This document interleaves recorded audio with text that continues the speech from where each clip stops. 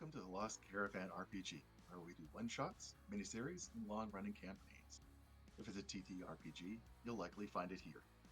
I'm Jason Fryer, writer, game designer, and general curmudgeon. You can find me at OtterPoet on the interwebs. Tonight, we are playing episode 8 of With Blood Dipped Wings, a KULT Divinity Lost campaign. If you'd like to catch up on previous episodes and or our numerous other streams, you can find them right here on this YouTube channel. You can also check out our community at lostcaravanrpg.com. With that said, With Blood Dipped Wings is a dark tale that explores mature themes, delving into Gnostic horror and personal trauma. So if that's not your cup of blood, please feel free to give this story a pass. And with that, I'd like to go around and let my players introduce themselves and tell you who they will be playing tonight. I'd like to start with JD. Hey, I am JD. I can be found on the internet at JD Not Jason Dean, and tonight I am playing Lucas Wolf, the Descendant. Over to Dido.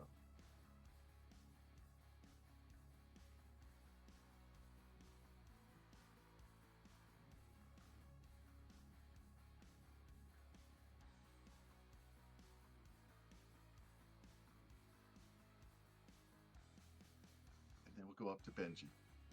Hi, I'm Benji.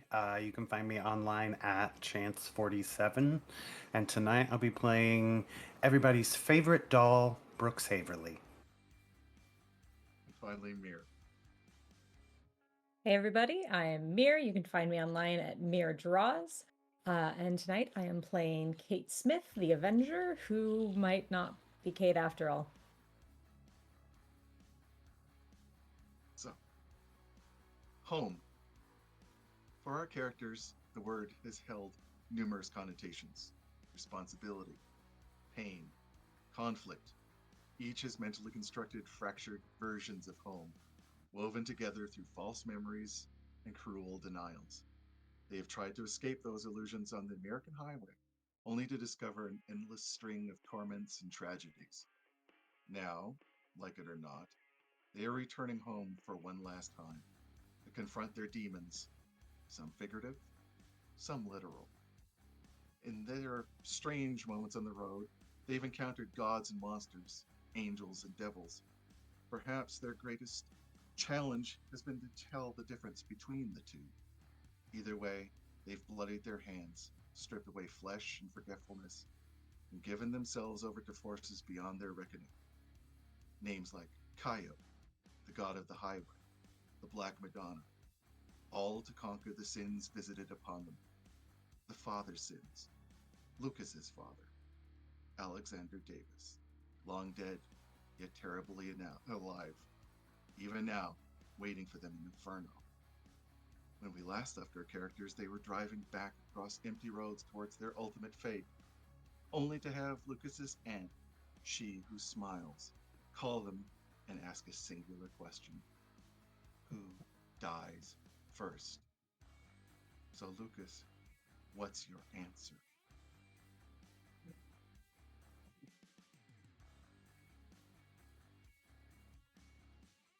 Lucas tried to buy time by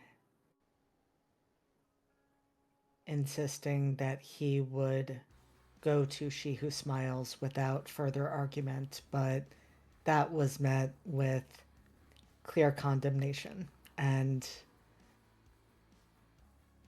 there's a moment where he thinks of trying to buy time again by saying, I die first. But he isn't sure that his aunt is going to accept that. And he considers his options.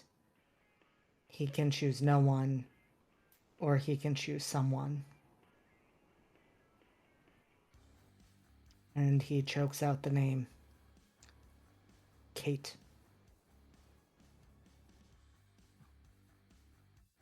It does make sense. But we'll see. I'm not that exactly that benevolent, am I? At that point, something comes hurtling out of the bushes on the other side of the road. I need to know where everybody is sitting in the car at this moment. Who's on the right? Who's on the left? I'm driver's, like passenger side in the front. I'm shotgun. I always pictured myself behind Kate in the back seat. Okay. So, Brooks, Kate, you get to see the grill of the very large truck that should not be there coming out of the bushes and slamming probably at about 50, 60 miles an hour into the side of Eve's vehicle. I need both of you to endure injury at -2 because everybody else is on the other side. You're only going to endure injury at -1.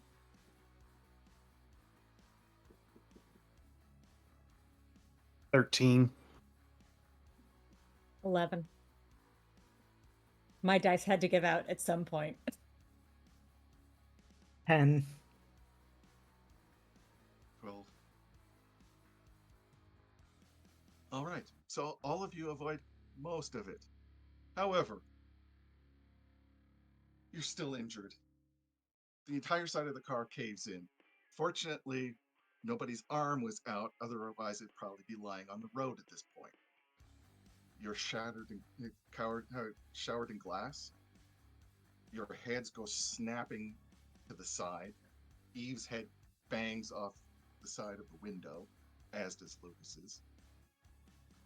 At which point the car begins to flip because you're now at a very high speed and you've just been T-boned by a very large vehicle. The car starts to flip. Your entire world goes upside down, right side up, upside down, right side up as you flip down the highway. Again, endure injury. All of you now at -2.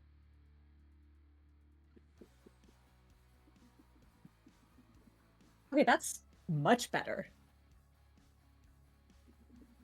Yeah, we'll go with that. 18. 13. Again. 16. 16. And how much, Eve? 13. Both you and Kate take another harm. I believe it was you that said it. I had 18. You got 18? It was Brooks that was. 13. Yeah. What did we take from the first go round? Or do we know one yet? harm. 1 harm? Okay. So whoever just got below 15 is now at 2 harm.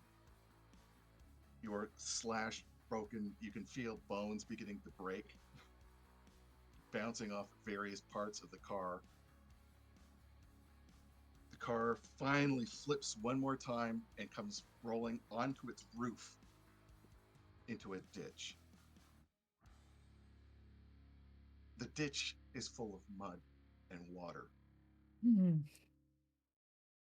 You can now, whoever is still awake or aware, which seems to be all of you, you can now try to avoid harm, rather, because if you don't, chances are your side of the car and your head, because you're strapped in, is underwater.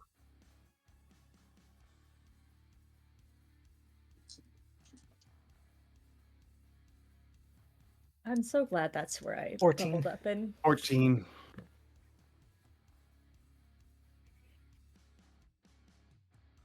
They're serious wounds. Also 14.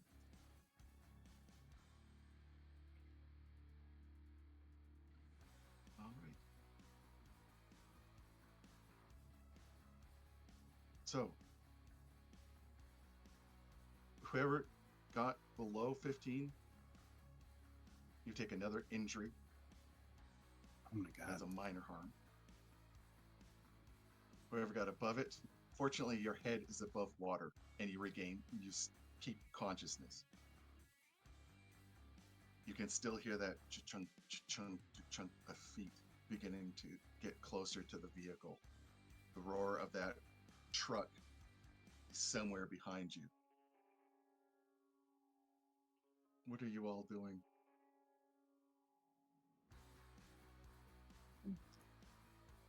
Kate's probably scrambling to unbuckle herself and get out of the vehicle.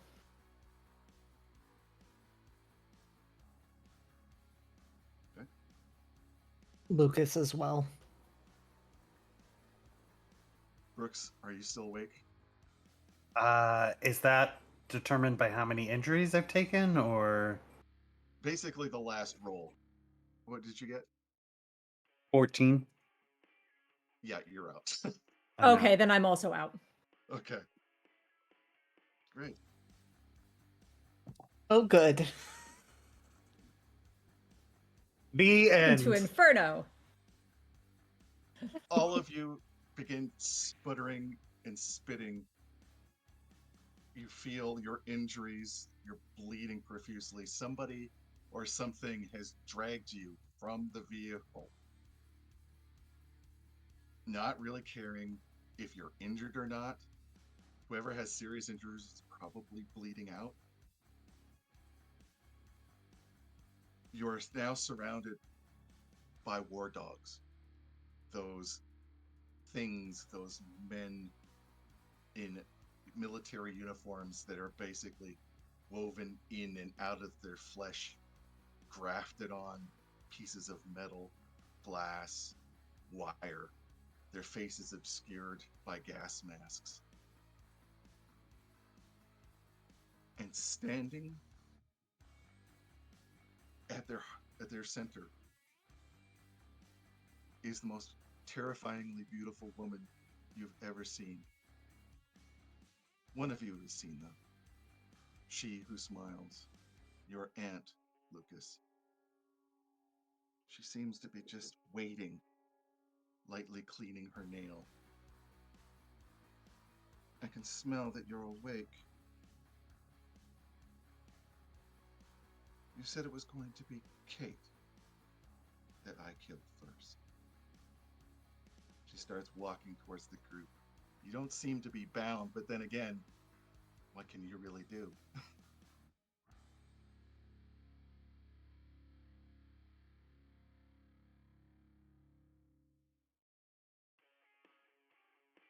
Doesn't really matter who goes first, does it? Because it's going to be all of us in the end, right? Oh.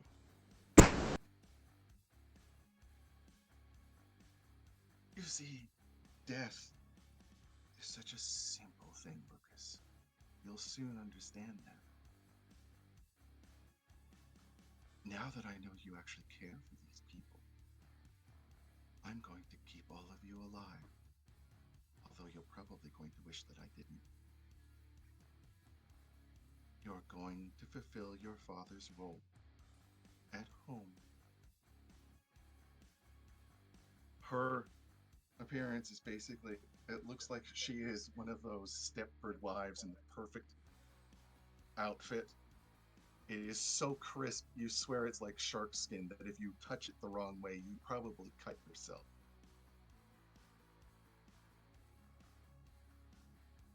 Kate, in your pain and your injuries, anytime she who smiles has light behind her, there is just something like that mirage haze, like something is being obscured. She walks over to Kate, stands above her. This is the one, correct, Lucas?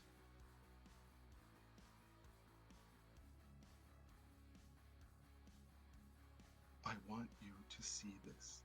I want you to understand. Are you watching, Lucas?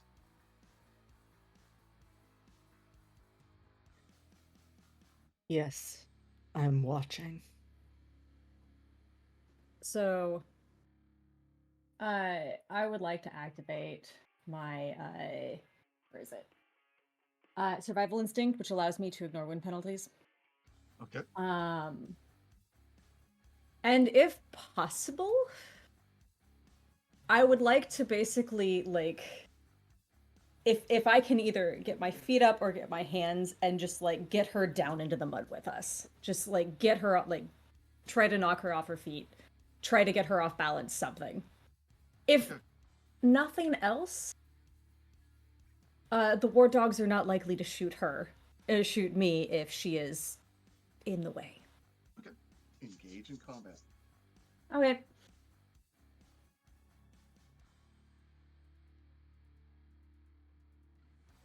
All right. That is a 19. All right. You can inflict damage to your opponent and avoid counterattacks at this point. You hit her quite heavily. You hear a bone snap. She doesn't flinch. Yeah, I was afraid of that. She looks back down. And now I'll be using a move that I've been saving.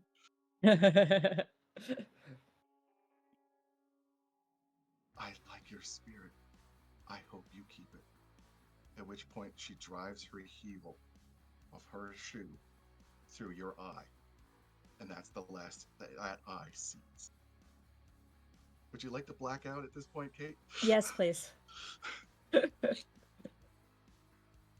I think Kate very much goes limp at that point. Lobotomies don't feel good. She pulls the heel out. Pieces of Kate sticking to it. Strolls over to Lucas. Who's next? You can see blood coming.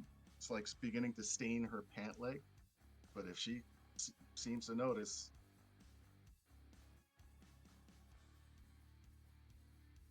I'm not gonna choose. I'm not gonna choose between Brooks and Eve. It's gonna end the same way regardless. So why does it matter? oh, God, Lucas, I didn't want to ruin another pair of shoes. I'm so glad that you understand. It could have been so much easier. Now, because I am such a caring, loving aunt, eventually I'll give you your friend back. But I'm keeping them as reminders of both my benevolence and my cruelty. Get him up. You feel hands beginning to basically pull you up and lead you towards a vehicle. The others are also lifted up. The last thing all of you see is basically bags going over your heads,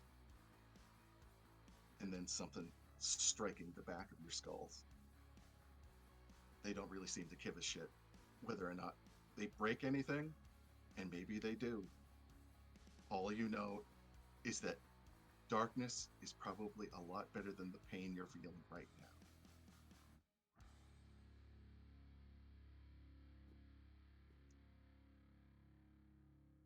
When you begin to reawaken, the injuries are all gone. You feel the lingering pain as if a memory. You all seem to be locked up somewhere. Brooks, you recognize that smell, that antiseptic smell. Lucas, you remember that chanting, that music, as does Eve. You're back home. Down in the basement somewhere. Locked up. Very, very dim light. There's only like one light bulb for this entire cell. Each of you is in your own cell.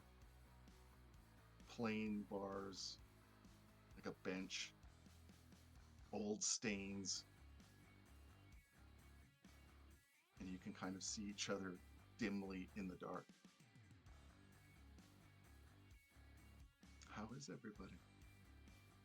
I'm assuming I'm included in the everyone. Your eye is back.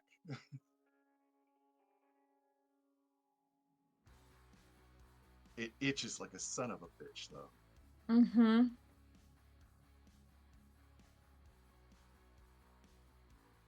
I assume the gun I had tucked in my waistband is no longer there. Yeah, no weapons. Just It that swears. there's nobody seems to be around.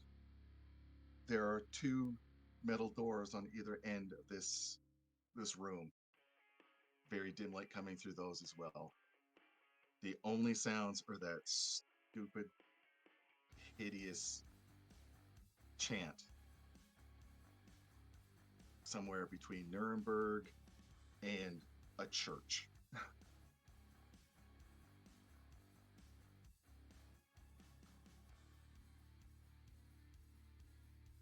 Yeah, Kate swears and she's going to get up and start checking out the edges of her cage here. It looks like a typical jail cell. It's like somebody has, they've done their work and they know how to keep people. I mean, there's a lot of ways to get out. Kate knows that. Mm-hmm. Kate wants to check the hinges. The hinges seem to be secure. Kate, I need you to keep it together because there is just something about being caged that is starting to really begin to gnaw inside of you. Okay. That's a 9. All right. That's not okay. So Villain era. Come on. the strain is beginning to be a bit too much for you to handle. Do you want to cower from this threat? Go crazy from this threat? Is it going to cause you a major emotional trauma? Or maybe a life-changing trauma?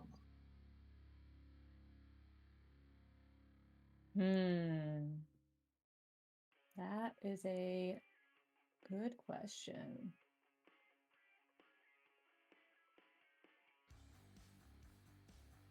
Repeat the options again, please.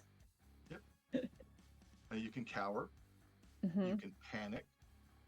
You can suffer an emotional trauma, or you can suffer a life-changing trauma. I think panicking is the first step towards the trauma. Okay. You're very angry at the moment, so -1 stability. Yep. Everybody else just basically sees Kate begin to rattle bars, and you can actually hear a strain of metal. The tendons in her arms are beginning to tighten to the point that they're like cords. Who wants to be across from Kate?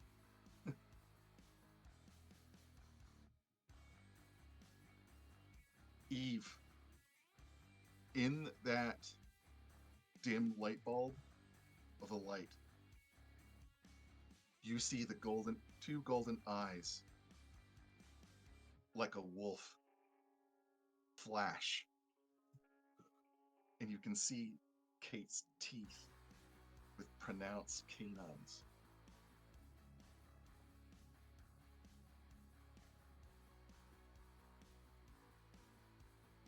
It's literally like watching an animal starting to lose its cool inside of a cage.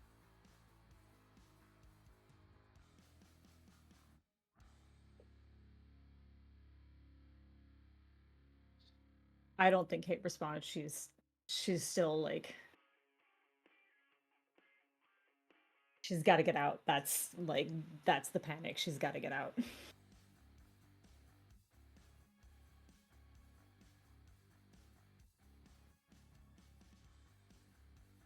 Anyone else responding? or doing anything in your cage? I mean, Brooks, how are you handling it? You remember being in one of these, probably one of this actual cell. I think Brooks is feeling a lot of helplessness in this moment, and maybe a little defeated because this is the one place he vowed never to return to. Um,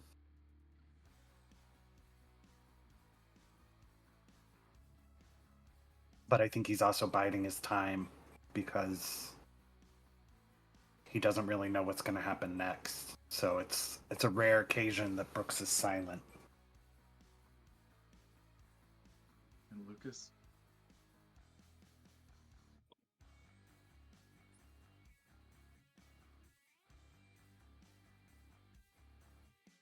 Lucas similarly is feeling pretty defeated, and I think, unlike Brooks, is not biding his time. He's just sitting in the corner of the cell where, with his knees pulled up to his chest, essentially waiting for the inevitable. And Eve, other than trying to calm Kate down?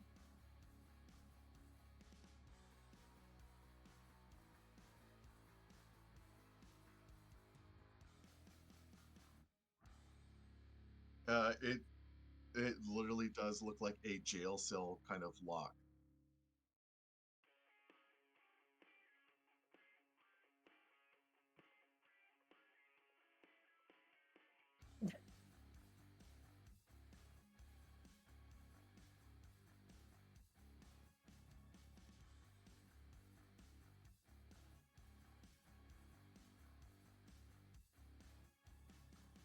Mm-hmm.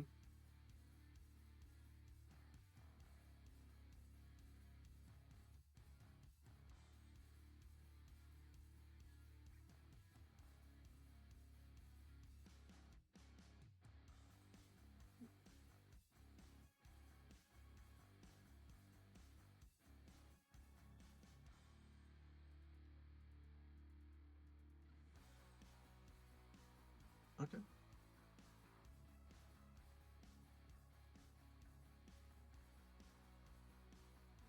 All right. Go for it. It's going to take you a little while because this is an improv, you know, type of lockpick.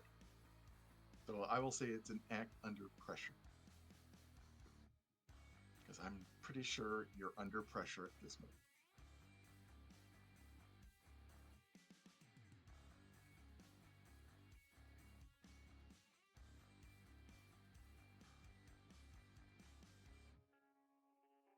All right. Okay. It's going to take you a while. So you're beginning to work at the lock.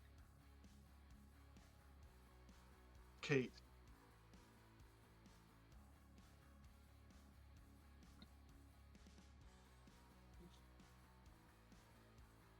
you're kind of hearing, you know, between the panic, you just hear this low chuckle in the back of your head. See, babe? See what happens? You should just stay beautiful, babe. You wouldn't be an animal in a cage. You're just going to die here. You do know that. Again and again. For what?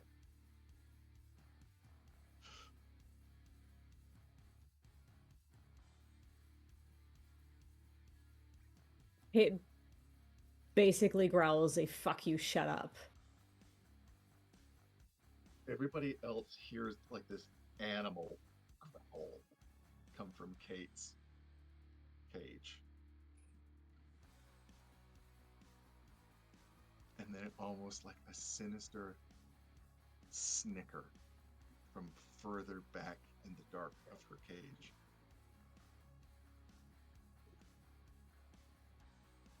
The door to the right opens up. She who smiles walks in.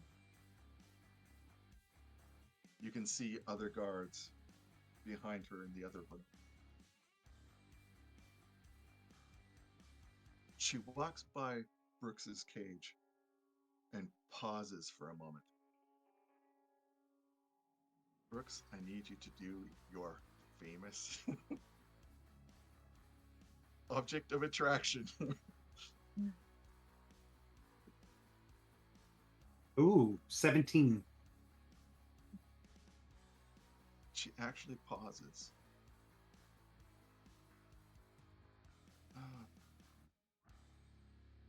You were the vessel, weren't you? What does that mean? My brother. He was trying to get all of his son's sins out of him. Put them into something else. You were the only success. Funny, ironic that you're still with him. Why? I know it might be impossible for you to understand what friendship is, but he's my friend. How sweet. For a second, that kind of icy face cracks, and you know enough when you're trying to attract somebody, when you've scored a hit. There's something there lingering behind that mask. However, for once, you're not really sure you want that. Yeah. She licks her lips.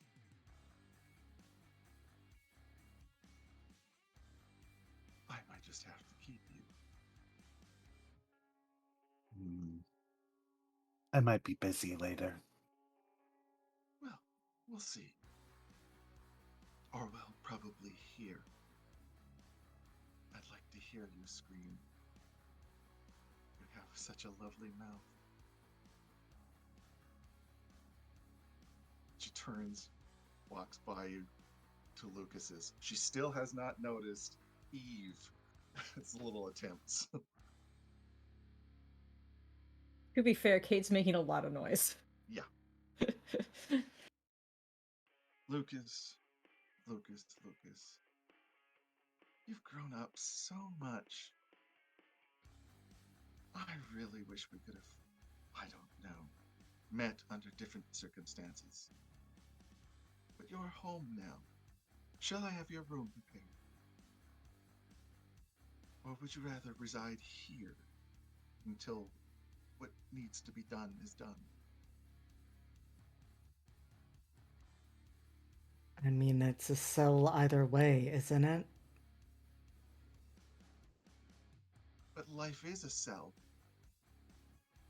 This whole world is a jail. But you can break those bonds. That's your responsibility.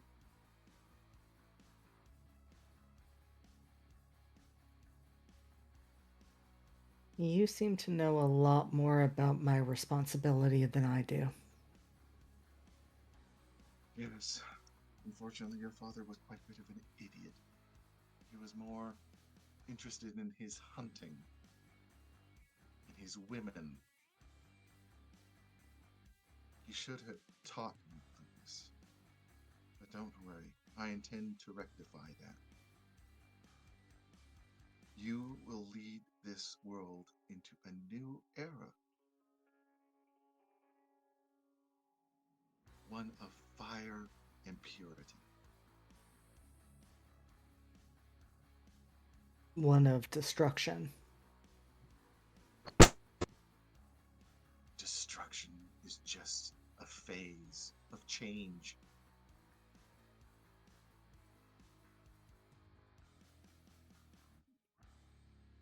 And you can make choices.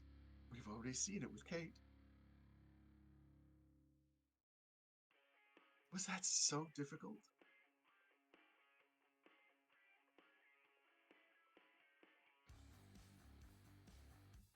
That was the hardest thing that I've ever done.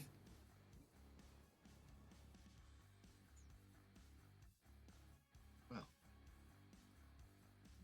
you got through it, and you'll get through the more difficult choices.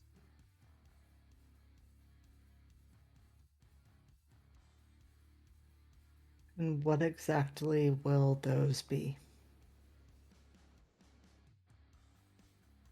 You shall see. You must lead this family into a new era. But first, you must meet your true God. Completely, how should we say, naked. Unfettered by things like emotions.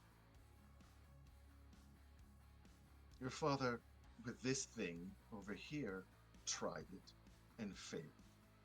But where he failed, I shall succeed. And in the end, you'll thank me for it.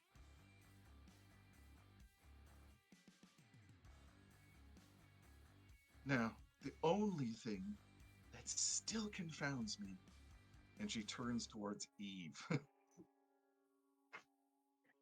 And Lucas, leaps up and grabs the bars and says, I wasn't done talking to you.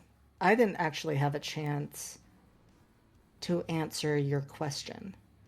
You asked me if I would rather be down here or if I would like my room to be set up for me. You know, I think if I'm meant to be a leader, it would be best not to start me in a cage like an animal. Yes. Success! Finally, I hear some fire in your voice. You were always so pathetic as a child. Now, see, you've grown. Please, illuminate me. You wish to leave? You wish to be back in your room? Or perhaps maybe in your father's room? It is only appropriate. You're right. I should be in his room because it's mine now, isn't it? All of this is going to be mine. Indeed it is. Then maybe you can start treating me like it is. Well, I shall give you that trust, Lucas. After all, the consequences of you betraying my trust, well, you've already seen a slight hint. I can keep your friends, your self-named friends, alive for many, many years to come,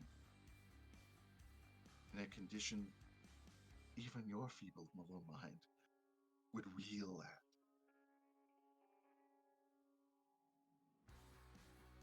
It's my wish. Understood? But what shall we do about Eve? She's tainted.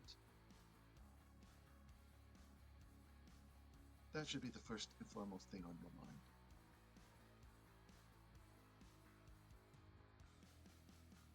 What would you want?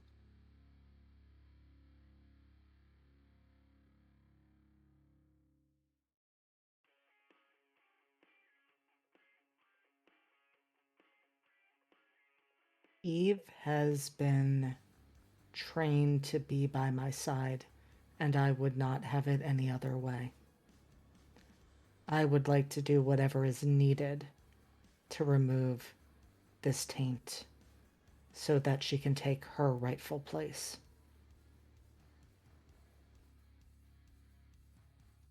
She turns towards Eve. And you? Do you still wish to fulfill your duties as a proper woman?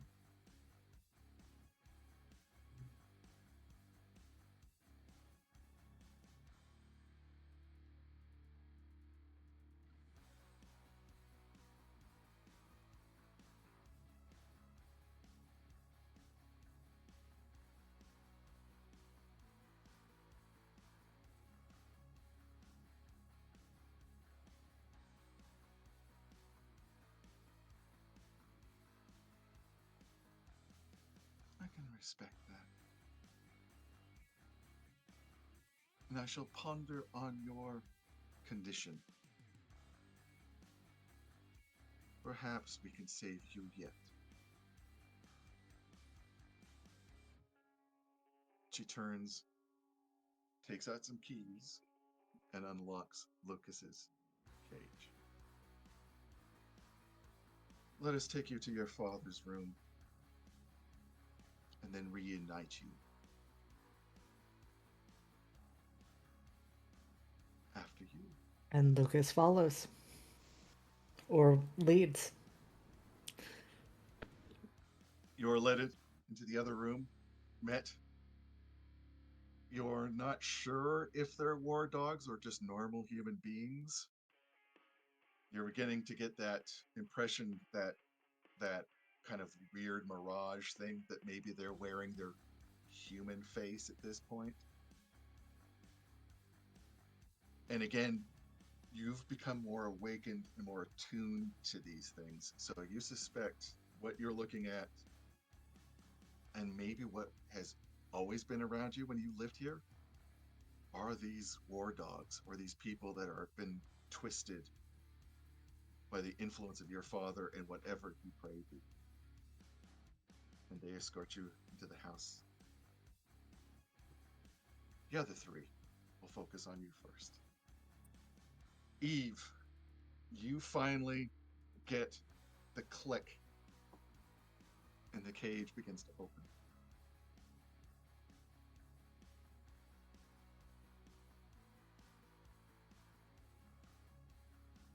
You're probably in either room. You'd have to look through the very small window. Nope, you are alone.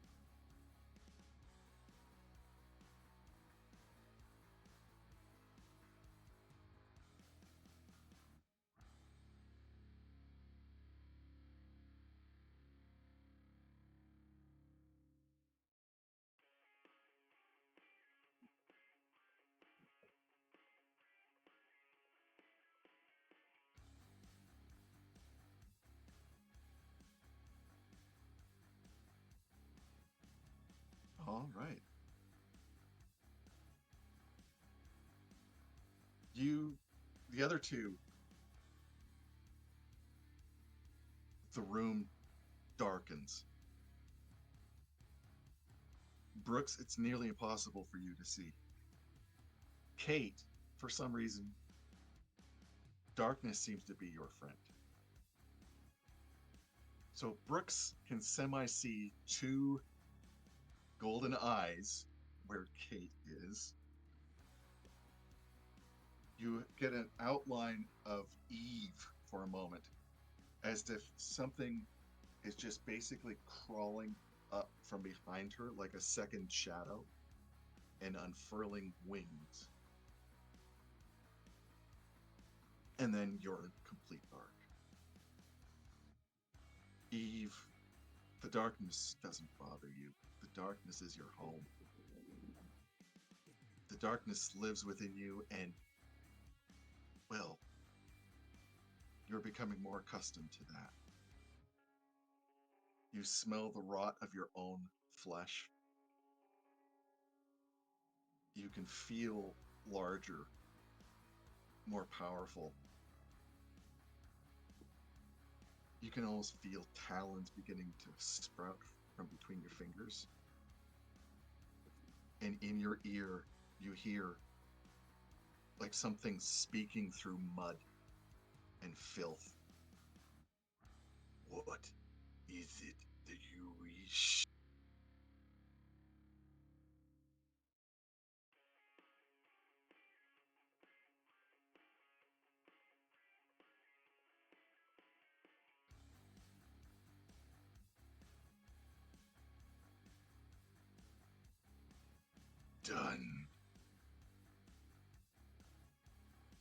you hear wet tearing coming from the other room.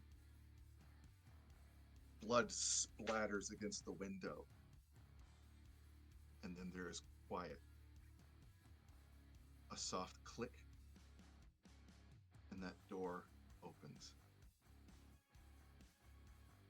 Beyond that door is an abattoir. Whoever was in that room, you are not sure how many people, because there's just so many pieces. It would take you several days to probably put them back together. But in one of the gleaming mounds, as if just set there like a cherry on top of a bloody sundae, is a pair of keys.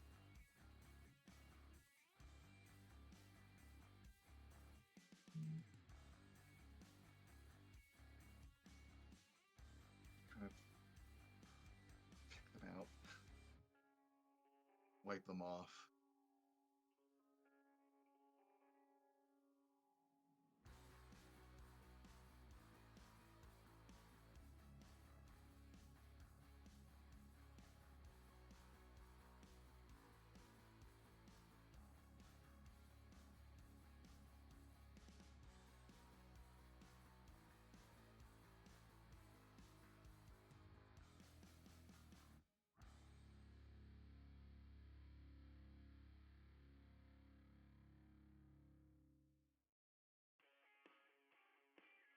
Okay, perfect. Brooks and Kate, because there's light now behind Eve, you see Eve's outline. It's almost like she doesn't have a front. It's like it's just dark. But you do see when she's picking up the keys, unconsciously, she's picking up one of the pieces from the floor and popping it in her mouth. You're not even sure if she notices.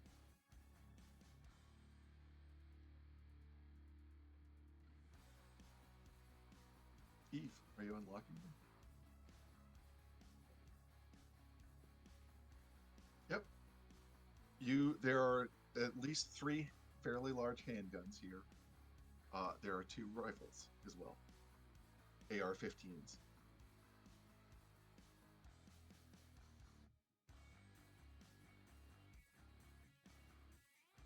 And just so you know, the body armor is trashed. It's like they were literally torn from the inside out.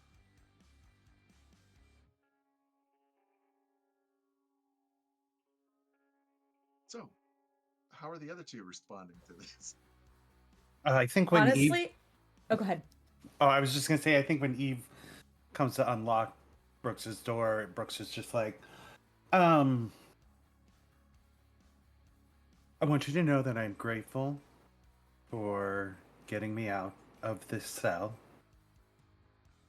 But what the fuck?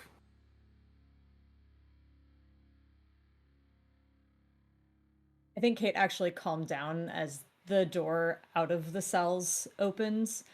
Yeah.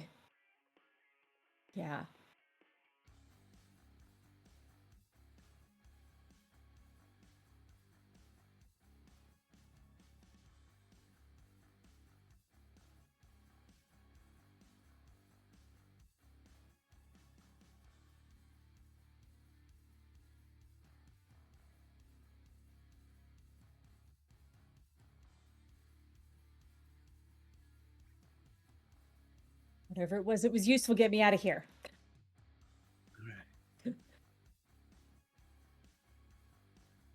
Wait, what did you say? Gotcha. Okay. I assume you're unlocking my cell as well? Okay.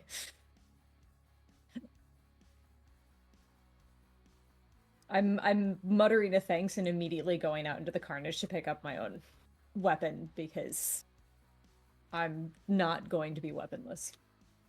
And when you unlock Kate's cell, She, like you, has a secondary shadow, but hers is on the wall,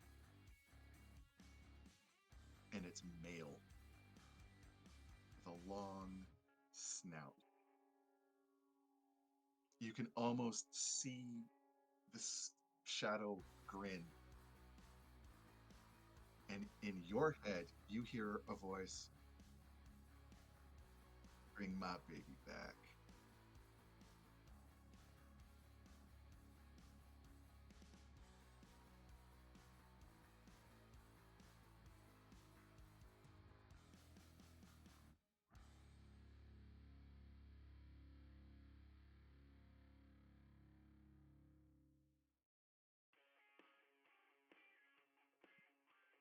Jesus, everybody's got a secret identity but me.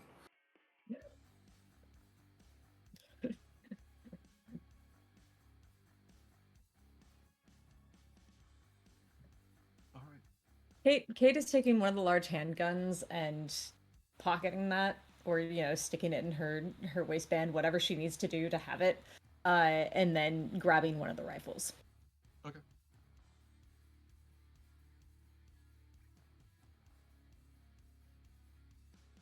Oop. Grab. Makes perfect sense. It feels good in your hands. Very good.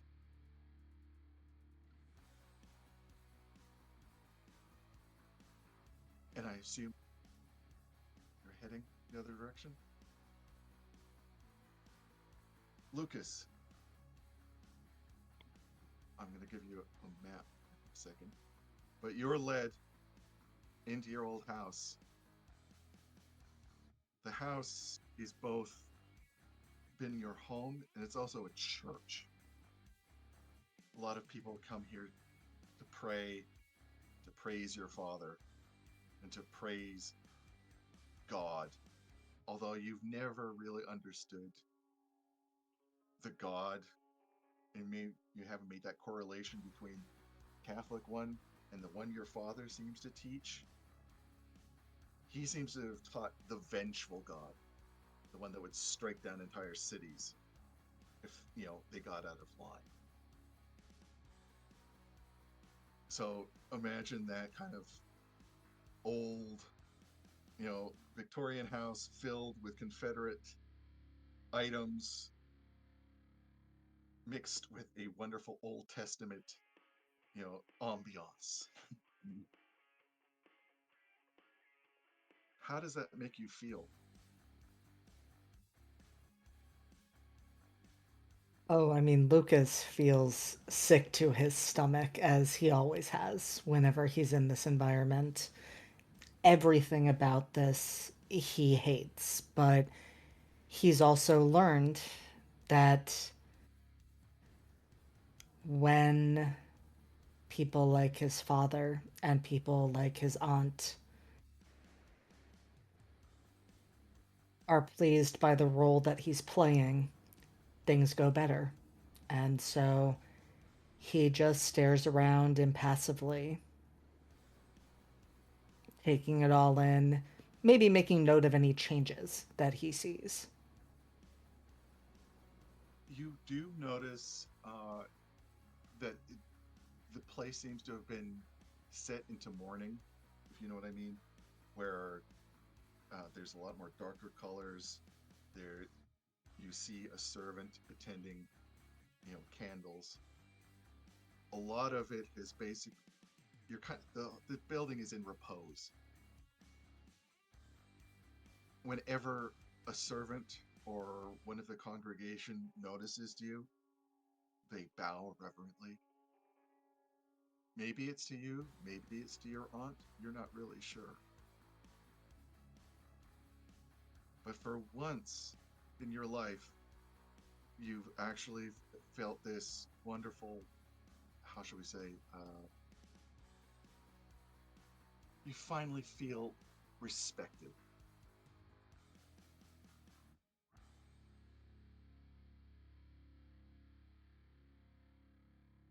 He absolutely hates that, but he is not going to let that show. He's just going to keep his head up, his shoulders straight and back, and look at the servants and anyone else who approaches in the same way that his father would have. Okay. Are there any faces that you recognize? I mean, this was your home for how many years? Too many. We'll say about 15 or 16. Okay. Were there any I people would that you imagine that particularly there's liked? some.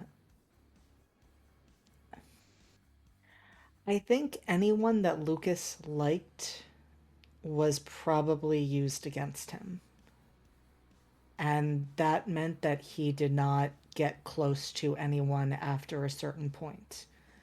And if anyone tried to show him any like modicum of kindness, he would, as much as he could channel his father at those times, treat them in that way, like they were beneath him, because he wasn't going to let another person get hurt because they dared to show him some compassion.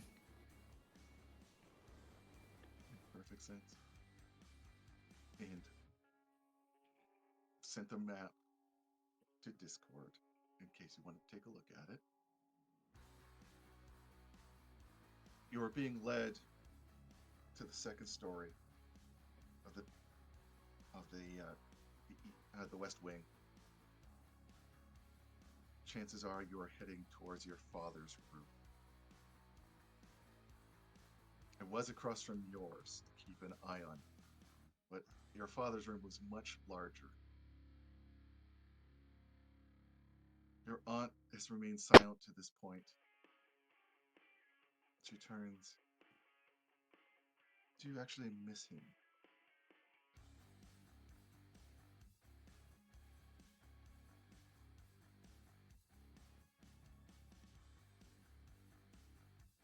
What is there to miss? As you said, he couldn't even do his job of raising me and training me the way he needed to. So, what purpose did he serve? Certainly did put in a good effort, as pointless as it was. Are you still interested in all those proclivities? Will they distract you? Or did we get enough of it and put it into your friend Brooks?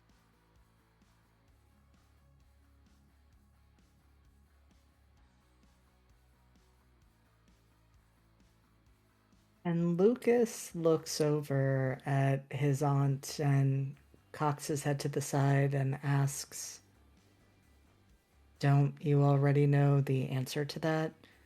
It seems like you've had me under surveillance." Perplexing one, Lucas. And plus, once we lost track of you, wherever you went, I smell something else on you. I'm not sure what. I guess we'll find out, shall I suppose we shall, because I couldn't really say. I don't exactly know what you're looking for. By the way, are we still on this white nationalistic path? I want to know exactly what type of purity I'm meant to be raining down, just so I can be specific. we? Yes, unfortunately, it seems to be a very, how should we say,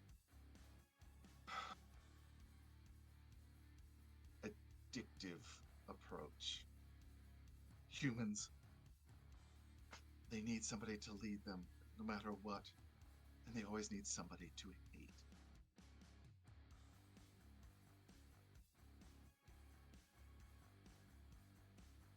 You don't exactly seem thrilled by that. When you're as old as me, Lucas, you just see patterns repeat and repeat and repeat, and it gets so infinitely dull. She opens up the door to your father's study. I'm just hoping that maybe you can bring a new age. Some kind of enlightenment.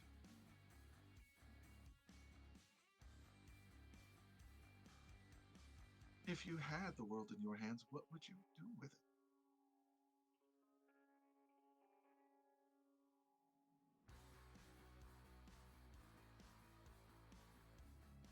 All of this is still so new to me, as you have pointed out. I lack the training that I need, and a question like that deserves some reflection. And so I would like to think about that now that we are here, now that you are preparing me. It seems we may have more in common than I would have thought, and I hope that this can be mutually beneficial. As do I. Your father's study is yours. Enjoy it. Settle in.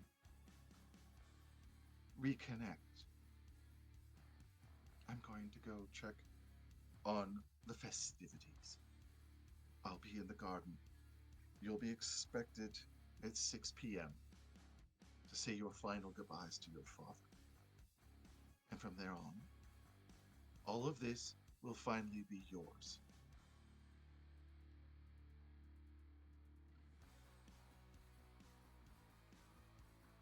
I look forward to that. She leans over and gives you a soft anti-kiss on your cheek. It's like being kissed by a wet mushroom. I'm gonna use that one in the future.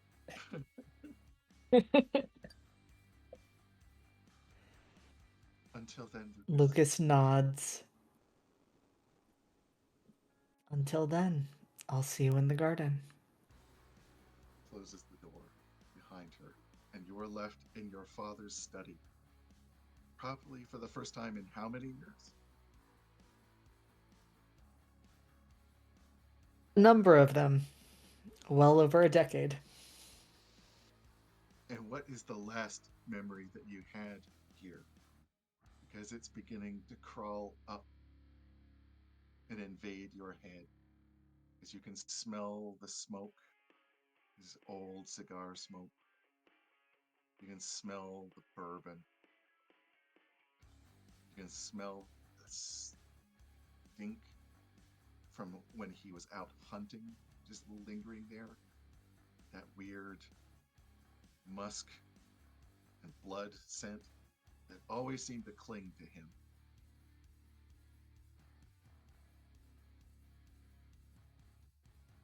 I think the last memory that Lucas has of this office was not long before he left.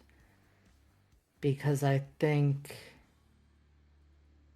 this may have been one of the times that his father was the angriest at him and things got out of hand. I'm imagining that Lucas had snuck out, maybe gone to a party, and not just been caught drinking and smoking weed and all of that, but also hooking up with some people.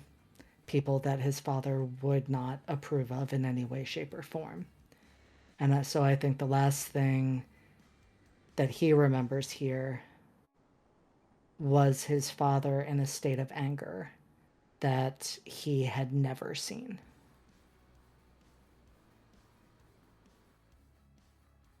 As you kind of adjust the room and cross towards his desk where he used to sit, you can see out to the yard beyond, probably where the family gravestones are, since that was a very important thing, the ancestral plots. And you notice that there seems to be some kind of festivities beginning. Chairs are being set up. But it's the 3 gallows that really catch your attention. And that's when we'll take a break. We'll be right back to find out how this family reunion goes. So, thank you. And see you soon.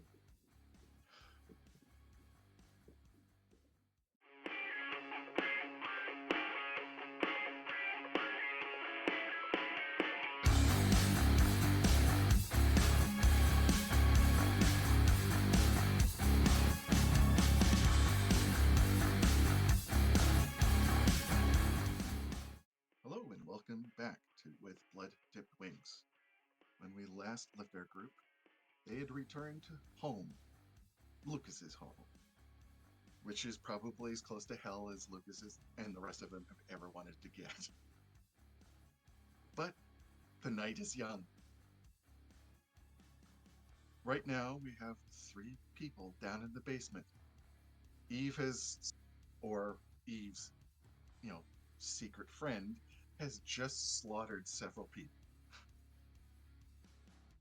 More to come, Eve. You are now down in the basement. You do semi-recognize the area, but it's been a while. Is there, quick question, in the remains of those guards that were slaughtered, is there like a walkie-talkie? Yes. 2 are functioning. Brooks There's is gonna. one more. Brooks is gonna. Gotcha. Brooks is gonna grab one of the working walkie-talkies and clip it to his belt. You can hear people talking. If you listen in on it, it sounds like they're getting ready for a party of some sort.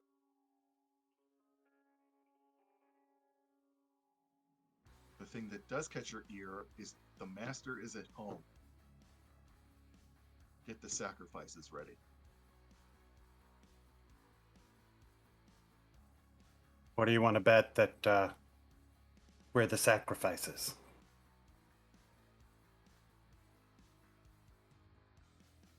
Well, let's make some more before we go out. Now, the basement seems to be almost like a maze, purposely, probably to hide the fact that Lucas's father has been doing some very nefarious shit down here. Who's leading the way?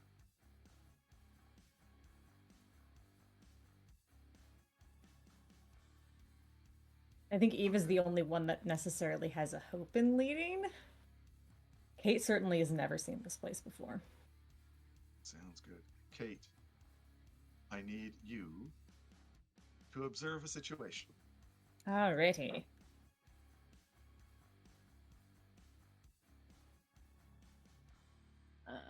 And That anybody else is get in as well. a 15. No, wait. Yes, 15. I can count. Anybody else want to? I mean, sure.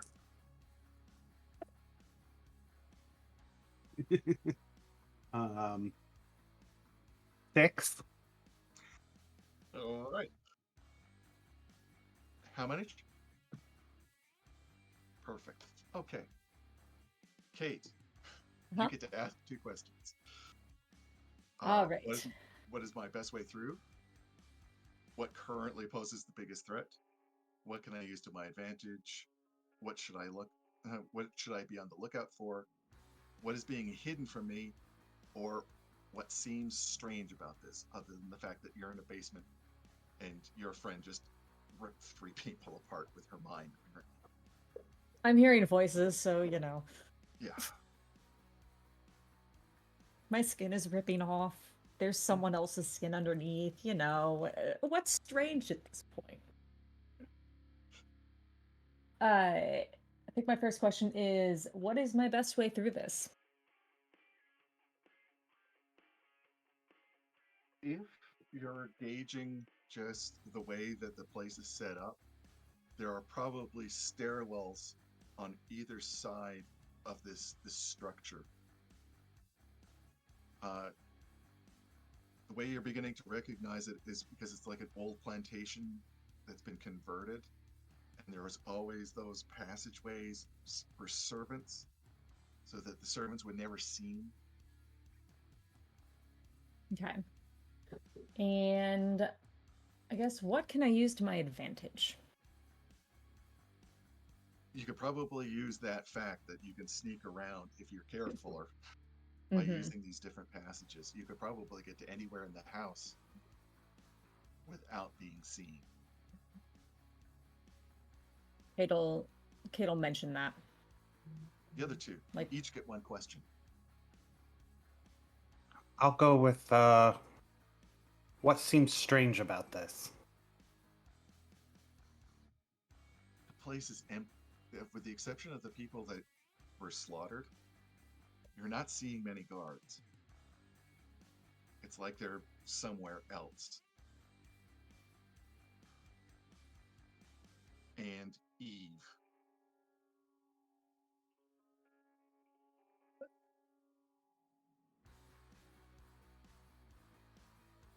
What can I use to my advantage, and then what seems strange? What seems strange?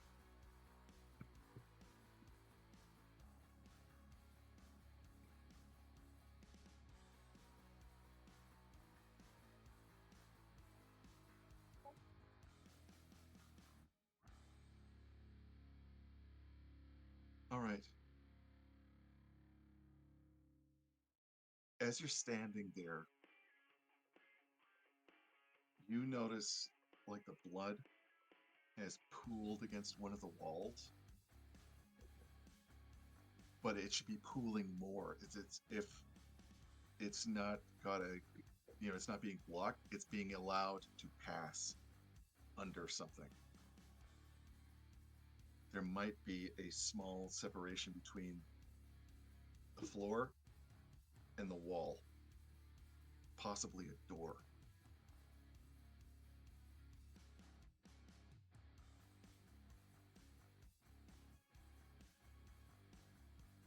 Kate'll go and check it out. Takes you a few minutes, but you do notice that one panel of cement seems to be a lot less dusty than other, as if somebody's been touching it or pushing it. When you do, you hear a soft click, and the false wall slides open a bit. Look inside. See what we found. This looks like how shall we say, a veterinarian's office. Brooks, I need you to keep it together. I knew it.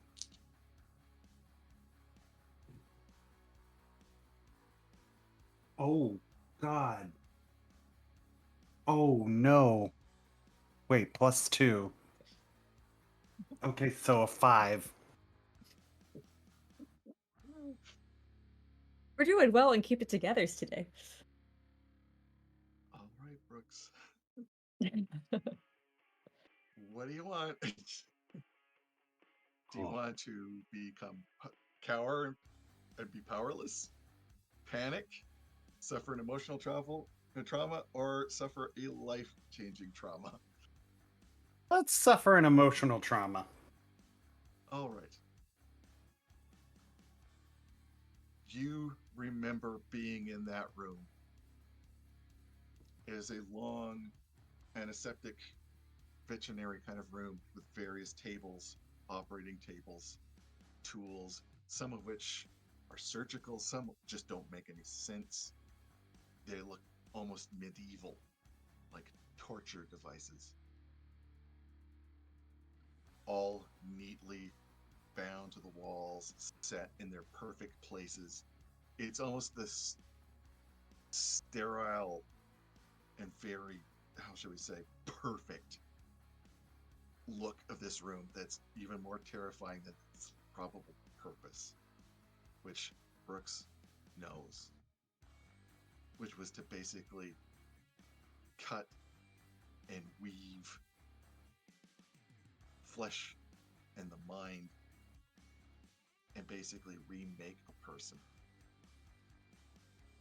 You remember those straps far too well, and you can almost notice how your wrists are beginning to bruise almost instinctively. And you're at -2 stability. Hello, darkness, my old friend. It'd be almost different. It would almost be impossible for you to enter that room without forcing. I think Brooks would stay right outside the room if they enter, but would say to them, yeah, I know this room. I know this room really well. There another exit through there? Would I know that? Yes. You remember one of your mates, roommates, so to speak? They didn't make it. You distinctly remember them being put into a body bag and led out the back rather than through the house. Yeah, back there. Know where it goes? That's where they took the dead bodies. So no. Great.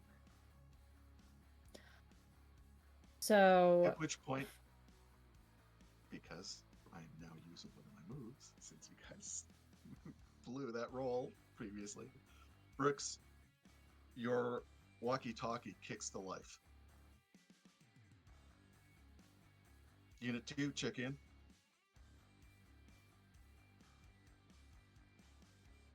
Steve? I know I know you're there. Check in.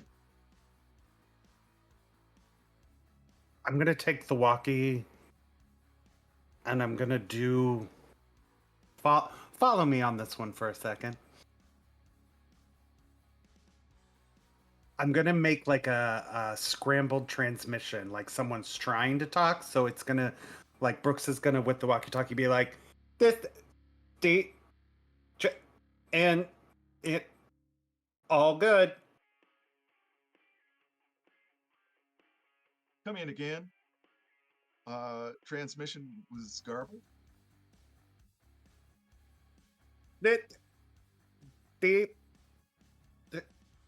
All good.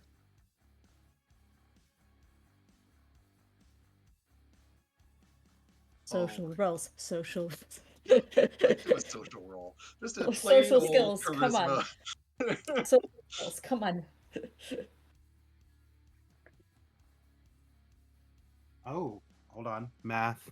15. Okay, not getting it, but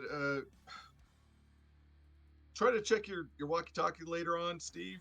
Not getting that, or we don't want the mistress of the house being pissed off. We need those 3. Roger that. Over and out. Nice. And then Brooks just goes, oh my god!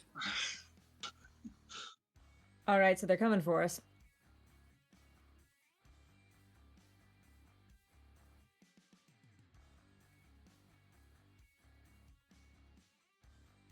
If that's where they took the dead bodies, it's probably some way outside.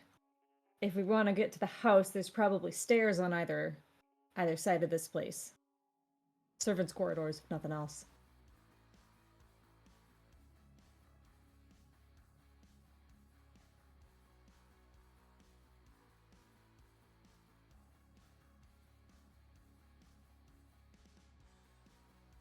I'll see if I can close that back. Well, actually, no. I'm gonna leave that open, and I'm gonna go across the room and open the back door, like leave it cracked open, like we might have gone out that way. Okay. You go right. deeper into the room. You can kind of smell that antiseptic pain in the air. It's just the whole room feels oppressive. When you get to the other side, there is one of those emergency doors. Mhm. Like push. You can crack it open a little. You get a waft of cold air come through. There's probably a tunnel out there leading away from the house. I'll head back out to the hallway and the other two. Definitely outdoor air coming through that door. Not immediate. Seems like there's a tunnel or something, but it's cool air coming through. Let's find these stairs. Yeah.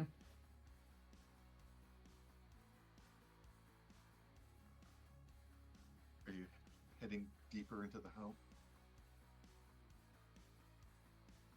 All right. Who's leading? Okay. Kate'll make sure she's like pointing out anything she's noticing as to like if she can tell where things seem to be going or like where the stairs up seem to be, things like that, since she had the higher roll. Eve, I'm going to give you an option. You want to use one bound? It's a devil's bargain right now. You will be able to find Lucas.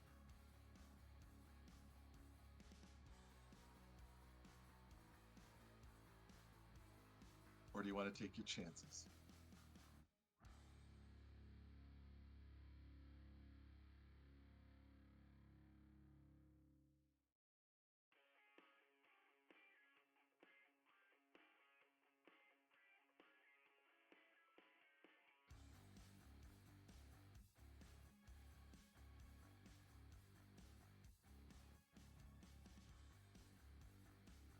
I'll even up the and I'm even gonna up the ante. The thing that you three have missed, I'll let that slide for the next few minutes.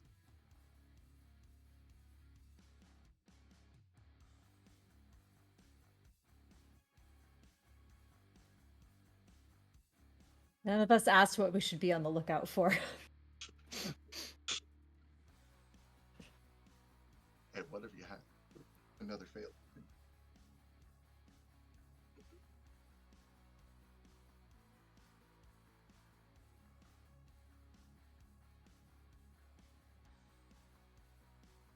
Okay.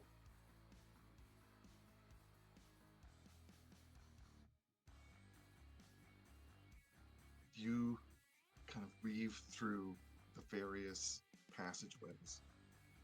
You find stairwells going up. These are probably, like Kate said, these are probably for servants to pass through the house. And fortunately for the three of you, whatever is guiding you is also erasing the blood stains from your feet, since you were walking through an entire room coated in blood. I was thinking about that and about the fact that I probably had footprints leaving behind me out of that room too. Oh well. Too late Lucas, now. you hear footsteps behind one of the bookcases. What do? It's like a very furtive movement.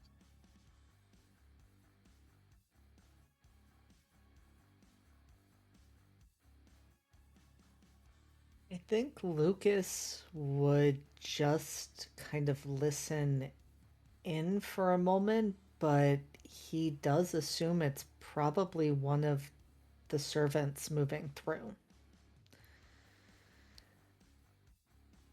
You can just do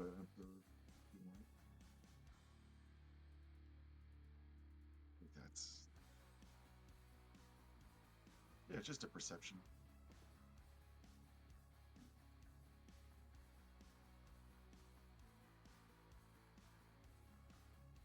14.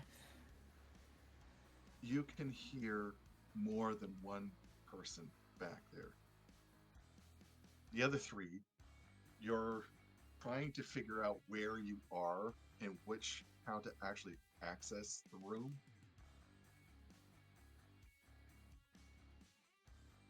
Am I still seeing well in darkness? It's beginning to fade, Okay.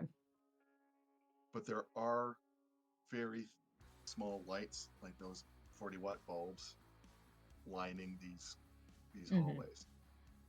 Just enough to give a servant, you know, so that they don't break their neck while they're carrying stuff.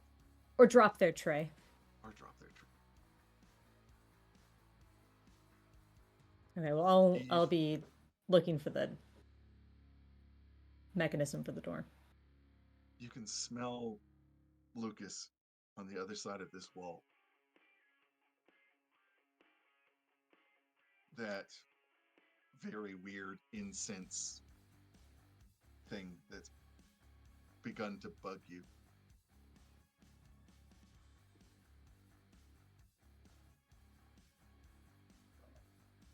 Lucas, there are definitely 3 people behind that wall. I think in that case, Lucas would go to activate the bookcase entrance opening. It's one of your father's old books. Pull it forward. The other 3 hear the click. And a wood panel opens up. Lucas, you're looking down the barrel of a couple of guns.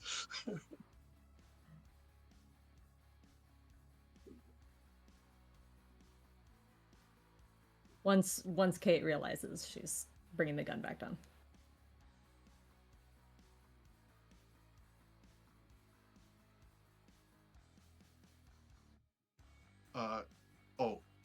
How are you here? Lucas, you do notice that they have spots of blood on them here and there.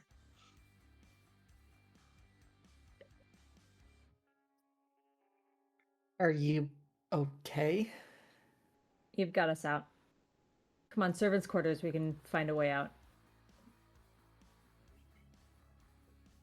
And go where? I mean, Your father's grave. have you not looked outside? And no, he we've been gestures towards the window. underground. I might look outside if I were you.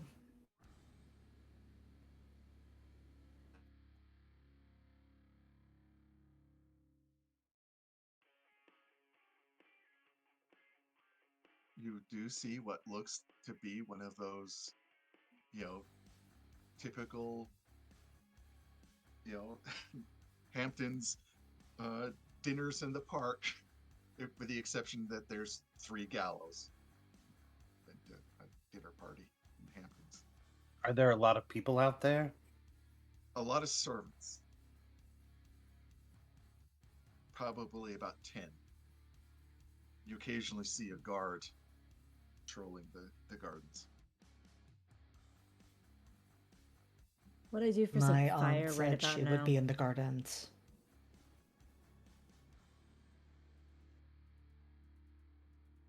Sorry, Kate, I didn't hear you. Oh, it was just a sound. It was just Well,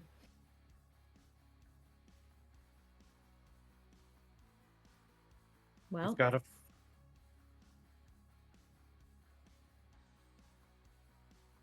Can we get to your father's grave and avoid the garden? Your walkie-talkie crackles again. I'll listen. There's a couple of frantic voices there, but you do get the gist. They're out. Find them. Tell her they're out. And then there's an argument. I'm not going to be the son of a bitch that tells her.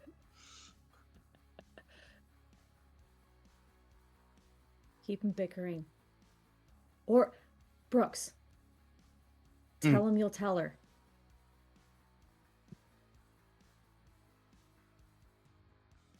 All right, pussies, I'll tell her. Fuck you, Steve.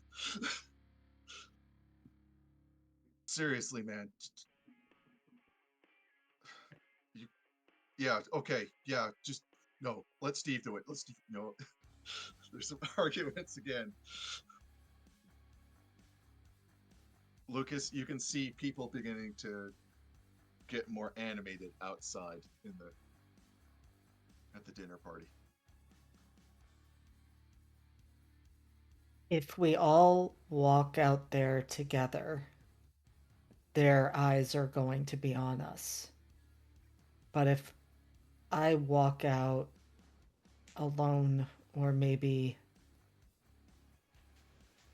with Eve, maybe I can hold their attention for long enough that we can all make it to the grave. You want to point the grave out so we know where we're going? If Lucas can from the window, he will. There's behind the gallows. There's the gardens, like a very small garden, and then there's a path leading off into the trees, and then that copse of trees. That's where your family graves are. Lucas, if you need someone to get their attention, I can do that.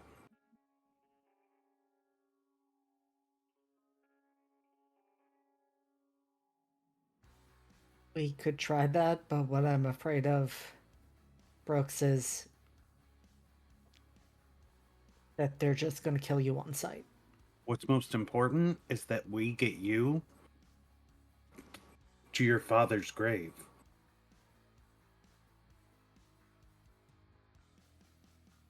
I can do this. I've got a plan. And I wink.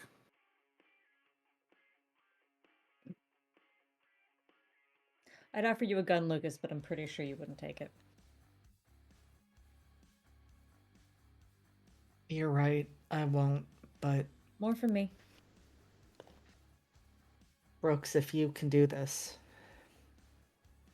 I just promise me that you're going to be there as well. That you're gonna make it through this. Oh.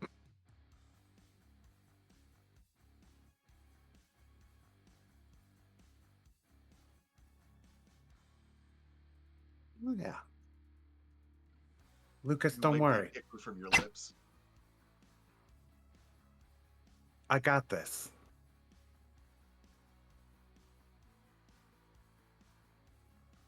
All right, then it seems like we have a plan. If we can take, I know time is of the essence, but just gonna ask for 2 minutes. Just 2 minutes, and then we'll go.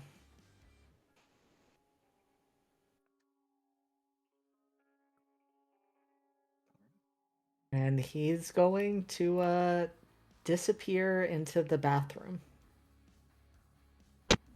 And you hear the sound of a pair of clippers being turned on.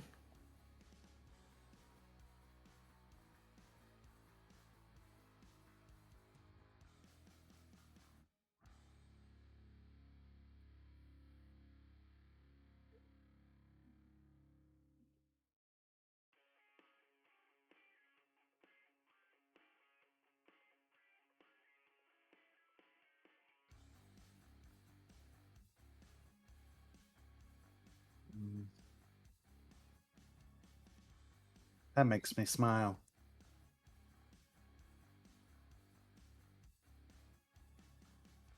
And what are you doing, Lucas? Lucas is in the process of giving himself a buzz cut. And he's also going to find, if he can, something as close to what his father would typically wear in his size. That was quite easy. Your father was a very immaculate man.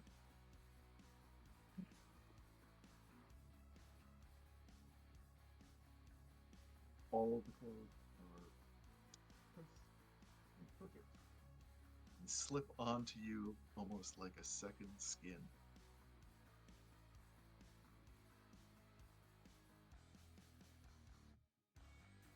You look like a used car salesman.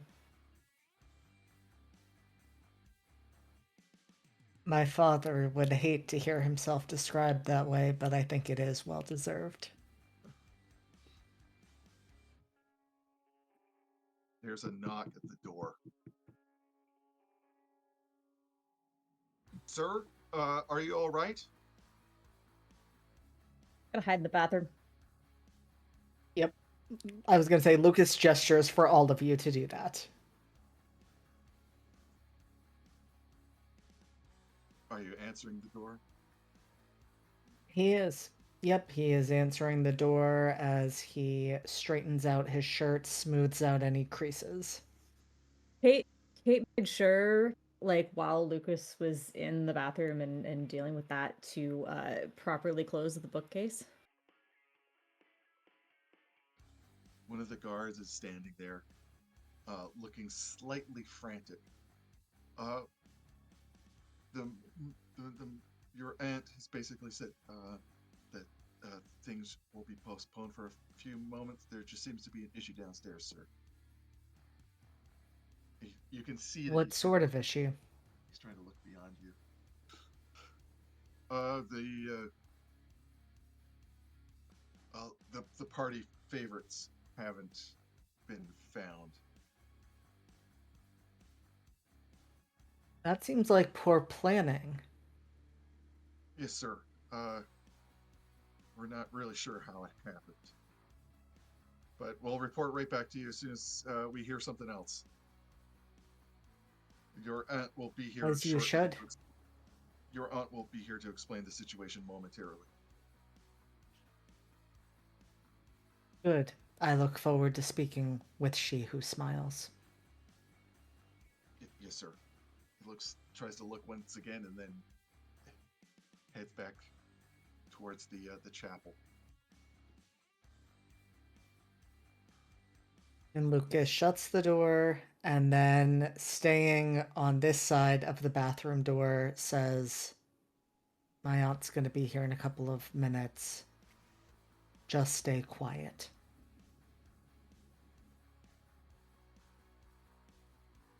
Are you actually staying here? I think we should go. We should go.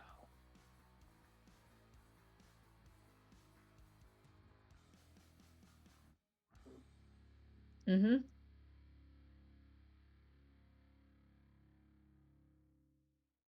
Suppose it does mean that. Yes, let's go. They're looking down there, remember. Well, we just got to get me to the garden.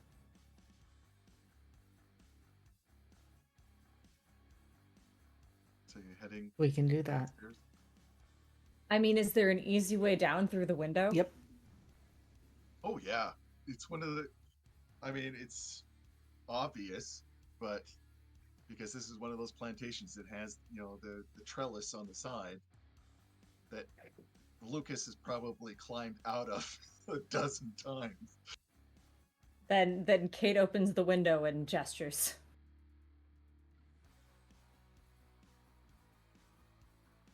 Brooks will We're gonna climb be down sitting ducks first. inside. Brooks will climb down first. Kate will follow.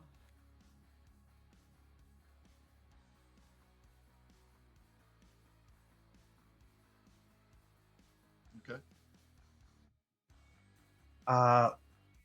Once Brooks gets to the ground, he's gonna observe the garden and see where the most people are. I need you just to do a soul roll, Brooks.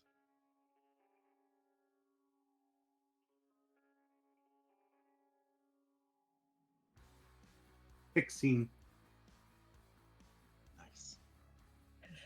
For whatever reason, maybe it's the god of the highway's good grace. When you climb down, nobody is looking. You get to the bottom, Kate gets to the bottom. Everybody seems to be on the opposite side of the gardens. That's where their focus is.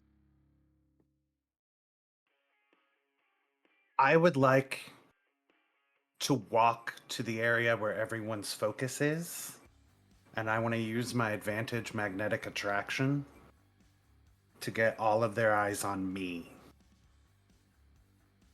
All right. This is your moment. Go for Let me roll for this. Please, please, please. Oh, 8 plus 8, 16, 19. 19. it. Your dice are like, yes, this is what we were made If, for. okay, if I were Matt Mercer at this point, I'd be saying, how do you do it? Brooks saunters right into the middle of the garden, kind of takes everyone in and goes, now I know it's not every day that you see the vessel live and in the flesh, so I'm sure you've got a lot of questions for me. And let me tell you, I've got a lot of stories because I've had years of sin. So you tell me what kind of story you're looking for, and I'll fulfill your desires. Everybody else, you notice pretty much everyone in the entire garden is now looking at Brooks and not at the house. Kate's gesturing them down. The guards are completely perplexed. The servants are entranced. Nobody seems to know what they're supposed to do. You have your opportunity.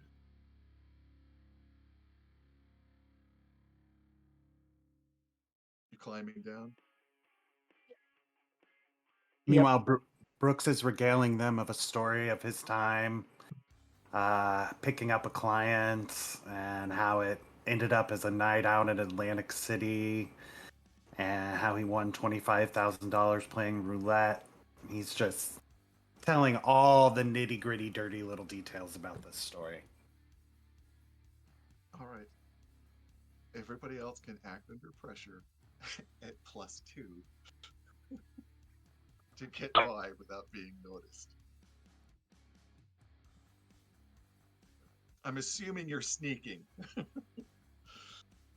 Yes, that is a 21. Wow. Nice. Damn! Ooh. That was Ooh, two wait, tens. hold on. How about a 22? Like the wind. All right, Eve. Hey. Okay. You all, it's like you are like the shadows. You Oh, wait. just basically make your way through the gardens. Not a single eye catches you. You're well and far onto the path towards the family graves before anyone catches on. Brooks, you are the center of attention. When you hear a very soft, lilting voice, so you're out. Everybody that's been talking falls dead quiet. It's almost like silence has fallen across the entire garden itself, like time has stopped. I look towards She Who Smiles and I say, yeah, didn't Steve tell you? Where are they? While she's talking, I want to switch my walkie-talkie to another channel. And I want to hit the talk button. and I go, "Hey, God of the Highway, I'm ready to make that deal now."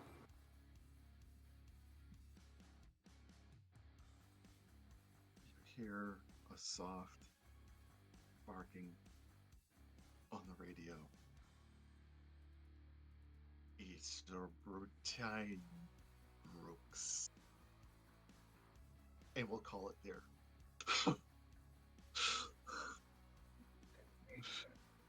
Yes. Brooks, no. Brooks, yes. I told you I had a plan. Brooks, yes. Brooks comes in clutch. Dear God, those rolls, people! All of us. I did realize that with the additional +2, my roll would have been a 24. Wow. Because I already have a +3. Covered in That is blood, crazy. holding guns. Big guns. Okay, well, thank you all for joining us this evening for this descent into Inferno. My deepest thanks to my ever amazing cast members who keep surprising me every damn night.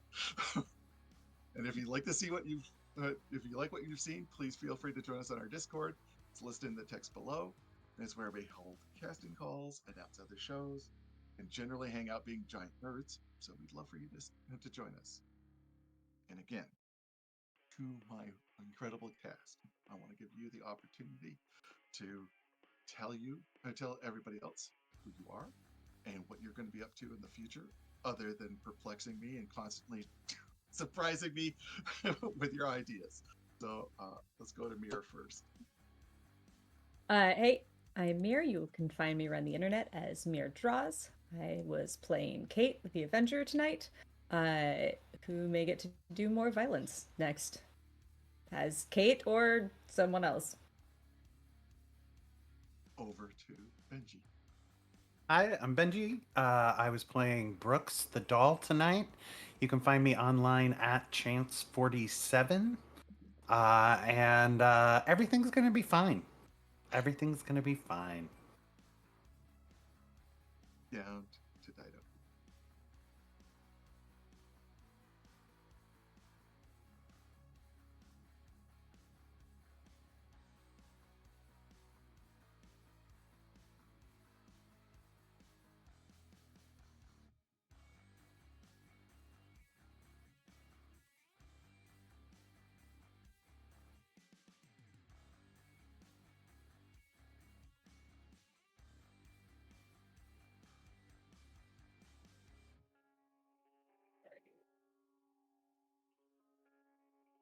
And finally, over to JD. Hey, I am JD. I was playing Lucas Wolf tonight, the Descendant.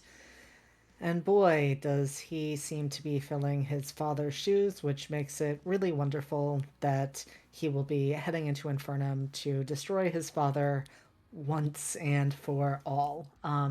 When I'm not here, I'm usually over with Live from the Apocalypse, where I'm a storyteller and regular cast member, and you can always check out the socials to find out where I will be next.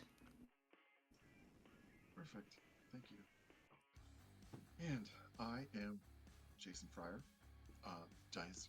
writer and designer of KULT Divinity Lost. I just want to thank you for letting us share this game that it means so much to me. You can find me at the interwebs at Otterpoet, screaming into the void. And I hope we'll see you at our finale next time. Thank you for being a part of this, and have a good evening.